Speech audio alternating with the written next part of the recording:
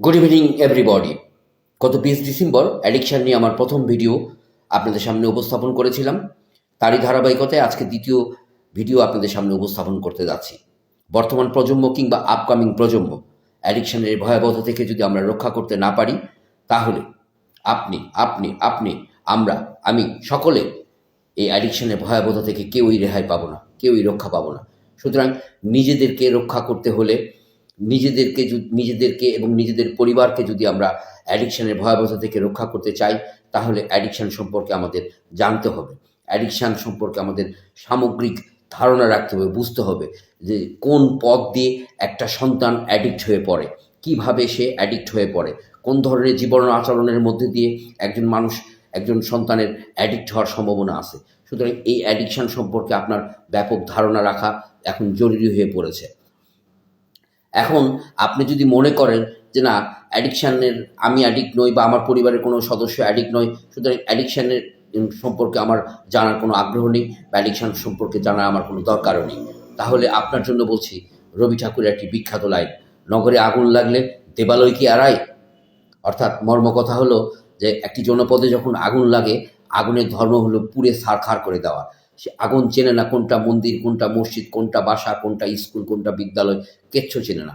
সে যা সামনে পাবে সব পুড়ে ছারখার করতে করতে সামনের দিকে এগিয়ে যাবে।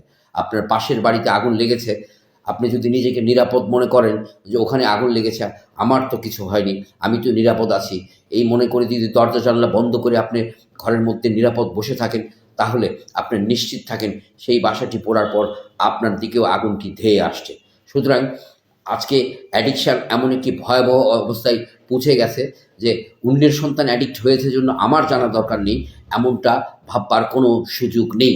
আমরা অ্যাডিকশান নিয়ে কাজ করতে গিয়ে দেখেছি যে বাবা মার বাধ্য সন্তান, পরিবারের সবথেকে প্রিয় এবং নম্র ভদ্র বিনয়ী সমস্ত গুণাবলী, মানবিক গুণাবলীর মধ্য দিয়ে মানে বড় হয়ে ওঠা সেই সন্তানটিও একদিন অ্যাডিক্ট হয়ে গেছে এবং এই অ্যাডিক্ট হওয়ার পরে তার ব্যক্তি জীবন, তার স্বপ্ন চুরমার হয়ে গেছে এবং ব্যক্তি জীবনটা যখন চুরমার হয়ে গেছে, ধ্বংস হয়ে গেছে, তার সাথে সাথে তার পরিবারটিও ধ্বংস হয়ে গেছে। তার পরিবারের মা এখন নীরবে নিবৃত্তে চোখের শুধু জল ফেলে, তার বাবা বুক থেকে দীর্ঘ নিঃশ্বাস উঠে আসে, তার বোন এখন অপমানের জ্বালায় কলেজে যেতে পারে না। এইরকম হাজারো হাজারো কাহিনী আপনাদের সামনে উপস্থাপন করা যেতে পারে। তো এইরকম আমরা শেষ পরিণতি মৃত্যু পর্যন্ত দেখেছি, আত্মহত্যা পর্যন্ত দেখেছি। একটি পরিবারকে কীভাবে অ্যাডিকশান ধ্বংস করে দিতে পারে তার করুণ কাহিনীগুলো আপনাদের সামনে আগামী ভিডিওগুলোতে একে একে তুলে ধরা হবে। কিন্তু সেই জায়গাটি আমরা এখন আমাদের ধৈর্যের জায়গাটি বারবার উল্লেখ করতে হয় যে আমাদের বড় ভিডিও দেখার অভ্যাস নেই, জন্য আমি ভিডিওগুলোর সেগমেন্টগুলো ছোট করতে চাচ্ছি। তাই আপনাদের কাছে আমাদের বক্তব্য স্পষ্ট, যদি নিজেদের পরিবারকে যদি রক্ষা করতে চান, তাহলে অ্যাডিকশান সম্পর্কে আপনার ধারণা রাখতে হবে।